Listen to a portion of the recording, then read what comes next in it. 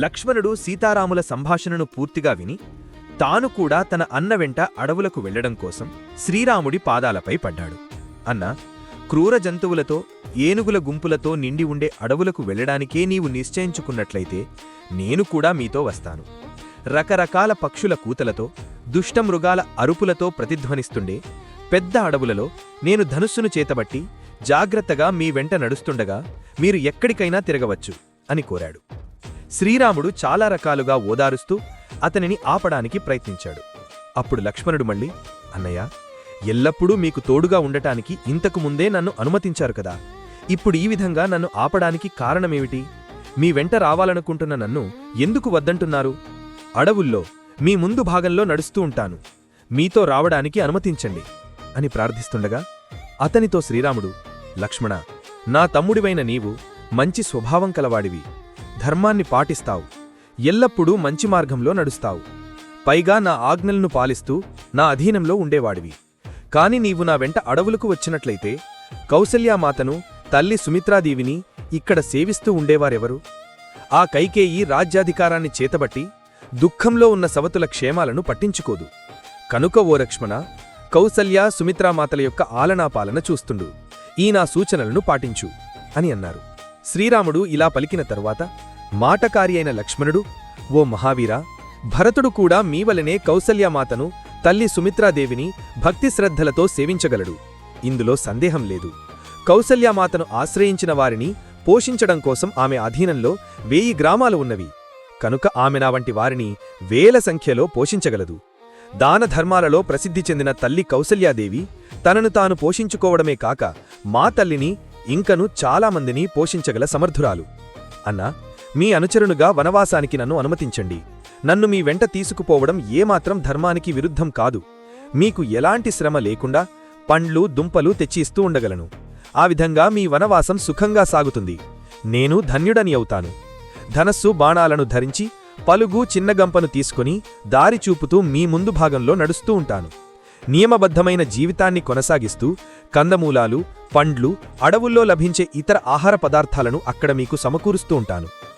వదిన మరియు నీవు పర్వత సానువయందు తిరుగుతున్నప్పుడు, మేలుకొని ఉన్నప్పుడు, నిద్రపోతున్నప్పుడు కూడా మీకు సకల ఉపచారములను చేస్తుంటాను అని కోరాడు. లక్ష్మణుని మాటలకు ప్రసన్నుడైన శ్రీరాముడు లక్ష్మణుడితో, తమ్ముడా, నీవు వెళ్లి సుమిత్రామాత మొదలైన ఆత్మీయులకు నీ వనవాస ప్రయాణం గురించి తెలిపి వారి అంగీకారాన్ని పొందు. అంతేకాదు, చూసేవారికి భయాన్ని కలిగించే 2 దివ్యధనుస్సులను, శత్రువులకు భేదించ శక్యం కాని 2 కవచాలను, తరిగిపోని బాణములు గల 2 అమ్ముల పొదులను, బంగారు పిడలతో ఉండి సూర్యతేజస్సుతో మెరిసే 2 ఖడ్గాలను అన్నింటినీ తీసుకురమ్ము అని ఆజ్ఞాపించారు. వనవాస ప్రయాణానికి పూర్తిగా సిద్ధమైన లక్ష్మణుడు తన బంధుమిత్రుల నుండి అంగీకారాన్ని పొంది ఇక్ష్వాకు వంశగురువైన వశిష్ఠుడి ఇంటికి వెళ్లి ఆయుధాలను గురువుల అనుమతితో తీసుకొని వచ్చి శ్రీరాముడికి చూపాడు. అప్పుడు శ్రీరాముడు సంతోషంతో, లక్ష్మణ, భళా, నేను అనుకున్న విధంగా సకాలంలో నీవిక్కడికి వచ్చావు. నా దగ్గర ఉన్న ఈ ధనమంతటినీ నీతో కలిసి తపస్సులో గొప్పవారైన ఉత్తమ బ్రాహ్మణులకు ఇవ్వదలుచుకున్నాను. వశిష్ఠ మహర్షి కొడుకైన సూయజ్ఞుడిని, మంచి ఆచార సంపన్నులైన ఇతర బ్రాహ్మణులను తీసుకురమ్ము. నేను వారందరినీ సత్కరించి అడవులకు బయలుదేరదను అన్నారు. లక్ష్మణుడు వెంటనే బయలుదేరి గురువు కొడుకైన సూయజ్ఞుడి ఇంటికి వెళ్లి అతనిని తీసుకొచ్చాడు. తన దగ్గరకు వచ్చిన సూయజ్ఞుడికి శ్రీరాముడు సీతతో కలిసి ఎదురేగి చేతులు జోడించి ఆయనను కూర్చోబెట్టి పూజలు చేసి బంగారంతో చేయబడిన కడియములను, చక్కని కుండలములను, బంగారు దారంలో కూర్చబడిన మణుల హారాలను, భుజకీర్తులను, చేతి కడియములను, ఇంకను రకరకాల రత్నాలను సమర్పించి సూయజ్ఞుడిని గౌరవించాడు.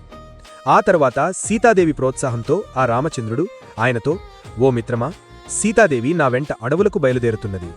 ఈ సందర్భాన్ని పురస్కరించుకుని ఆమె నీ ధర్మపత్ని కోసం హారాన్ని, కంఠాభరణాన్ని, ఆమె కొరకు దండకడియములను, చక్కని శిల్పం గల అందమైన కియూరాలను సమర్పించనున్నది. వాటిని కూడా స్వీకరించండి. రకరకాల రత్నాలతో అలంకరించబడిన చక్కని వస్త్రంతో కప్పబడిన మంచాన్ని మా జానకి మీకు ప్రదానం చేస్తున్నది. గ్రహించండి. మా మేనమామ శత్రుంజయము అనే ఒక పెద్ద ఏనుగును నాకిచ్చి ఉండెను. దానిని, దానితో పాటు 1000 బంగారు నాణేలను మీకు సమర్పిస్తున్నాను. స్వీకరించండి అని అన్నారు. శ్రీరాముడు ఇలా వినతిపూర్వకంగా సమర్పించిన కానుకలను భద్రపరచమని అప్పగించిన శత్రుంజయమును స్వీకరించి ఆ సీతారామ లక్ష్మణులకు శుభాశిసులను ఇచ్చాడు. ఆ తర్వాత శ్రీరాముడు లక్ష్మణుడితో, ఓ సౌమిత్రి, బ్రహ్మర్షులైన అగస్త్యుణ్ణి, విశ్వామిత్రుణ్ణి గౌరవంగా ఆహ్వానించి వారిని భక్తిశ్రద్ధలతో పూజించి వేల కొలది పాడి ఆవులను, వెండి బంగారు ఆభరణాలను, రత్నరాసులను, ధనధాన్యాలను సమృద్ధిగా సమర్పించి వారిని సంతోషపెట్టు. యజుర్వేదములోని తైత్తిరీయ విభాగాలను బాగా అధ్యయనం చేసిన వేద పండితులు, మిక్కిలి శక్తి సంపన్నులు, చక్కని వాక్శుద్ధి కలవారు. వారు రోజు వేదాధ్యయనం చేయడమే వారి పని. వారు మరొక పనిని దేనినీ చెయ్యరు. వారికి సాత్వికమైన రసపదార్థాలే ఇష్టం. పెద్దలు కూడా వారిని గౌరవిస్తారు. వారికి 80 బండ్ల రత్నాలను, ధాన్యాలను మోయగలిగిన 1000 వృషభాలను, పొలాన్ని దున్నే 200 ఎద్దులను, అలాగే పాలు, పెరుగు, నెయ్యి మొదలైన వాటికోసం 1000 ఆవులను ఇవ్వు అని ఆజ్ఞాపించారు. లక్ష్మణుడు సాక్షాత్తు కుబేరుడి వలె ఉత్తమ బ్రాహ్మణులకు ఆయా సంపదలను ఇచ్చివేశాడు. కన్నీరు కారుస్తూ తన ఎదుట నిలబడిన ప్రతి వ్యక్తికీ కూడా 14 సంవత్సరాల వరకు తిండికి సరిపడేలాగా ధనధాన్యాలను ఇచ్చి శ్రీరాముడు వారితో, లక్ష్మణుడి ఇంటిని, ఈ నా భవనాన్ని వదిలిపెట్టకుండా ఎప్పటివలెనే శుభ్రంగా ఉంచుతూ నేను వచ్చే వరకు వాటిని కాపాడుతూ ఉండండి అని కోరారు. శ్రీరాముడు, ఖజానాలో ఉన్న నా ధనం అంతటినీ తెప్పింపుమని ఖజానాధికారిని ఆదేశించాడు.